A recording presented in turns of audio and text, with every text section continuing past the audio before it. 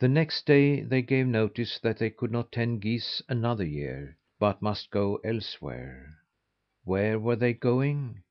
Why, to try to find their father. They must tell him that their mother and the other children had died of a common ailment and not something special brought upon them by an angry person. They were very glad that they had found out about this. Now it was their duty to tell their father of it, for probably he was still trying to solve the mystery.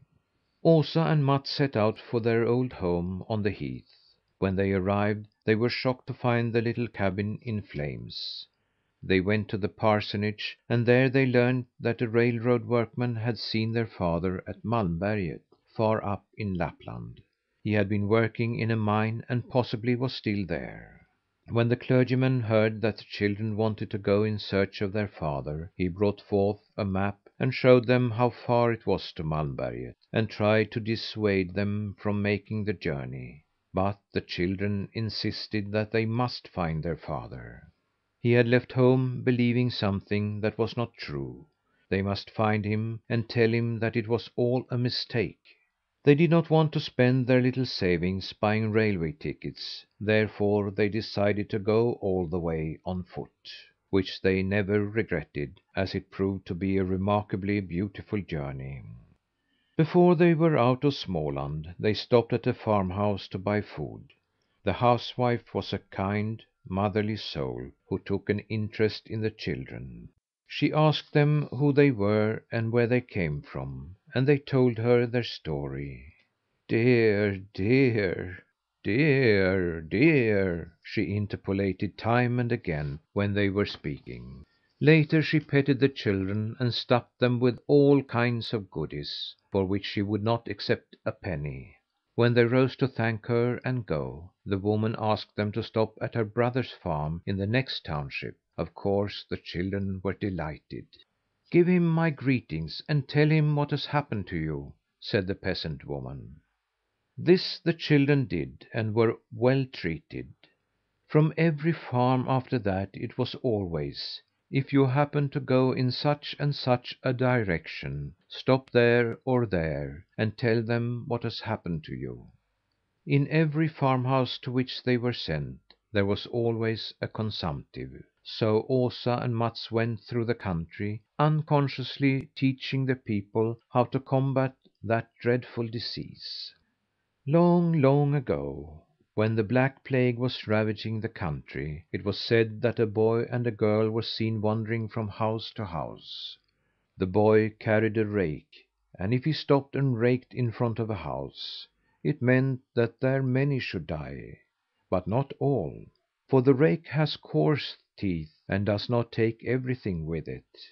The girl carried a broom, and if she came along and swept before a door, it meant that all who lived within must die, for the broom is an implement that makes a clean sweep.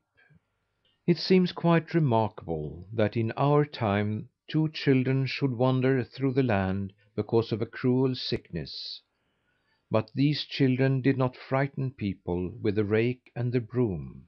They said rather: "We will not content ourselves with merely raking the yard and sweeping the floors. We will use mop and brush, water and soap. We will keep clean inside and outside of the door, and we ourselves will be clean in both mind and body. In this way we will conquer the sickness."